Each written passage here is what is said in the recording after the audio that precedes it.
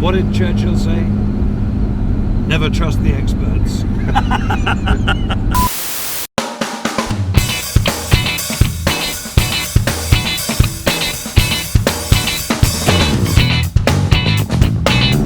So it's a lovely day in Aston Martin DB4. It's a wonderful day.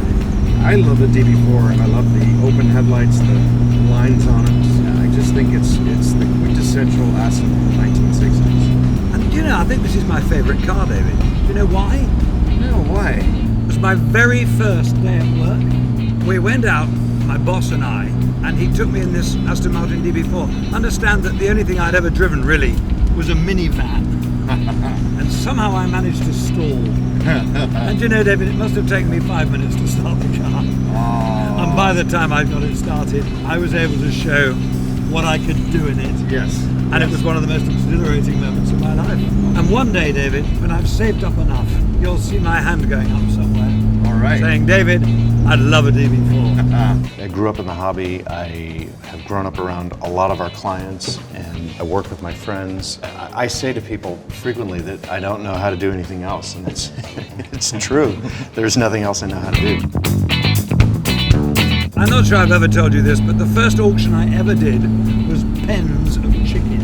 So you were setting records with chickens? I was. I think I probably hold the record for the most expensive pen of chickens ever sold in 1968. Very soon afterwards, I was promoted. And do you know what they made me sell next? Turkeys. I hate to say it, but I've seen you sell a few turkeys more recent times.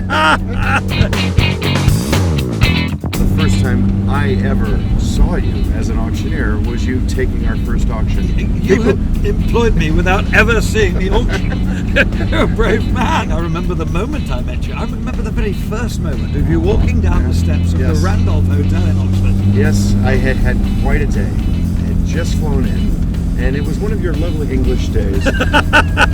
It was... Could it have been raining? It was about 40 degrees, so just warm enough for it to be wet and not snow. I just missed my train. I'm going to be late to see Charlie. I'm trying to meet this man who I've got to woo to be our auctioneer. And as I'm on the train platform, the car deal that I was working on that was going to pay for the tents, it was going to pay for the staff, it was going to pay for the catalog. The fellow that bought the car called me and said, I've changed my mind, I don't want to buy the car. Oh no. So I called the seller. He was not happy with that. Finally got to the hotel. At the end of the night, you said, it's all going to be great. And you go, you know, I have a feeling you're going to sell that car. That deal's going to come back together. I know you're going to sell that car. And 3 weeks later, I sold it to someone else. It's the best car he's ever bought.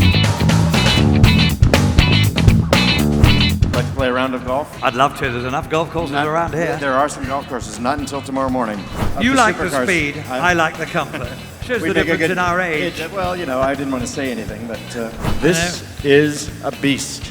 This is the car for Lady Ross to go shopping in.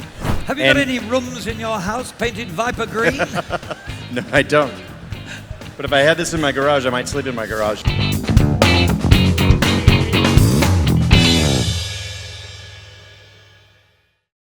Paddle number. Paddle. Paddle number. What's the number? Paddle number. Your paddle number. Your paddle number. May we have your paddle number, please? If you do buy a car, please raise your paddle and it'll help us speed things along. You running to get the paddle number? Well, get a paddle. Paddle. Tim, your paddle number. Paddle. John, Paddle. Tim, paddle. Paddle. Paddle. Paddle. Paddle. Paddle. Paddle.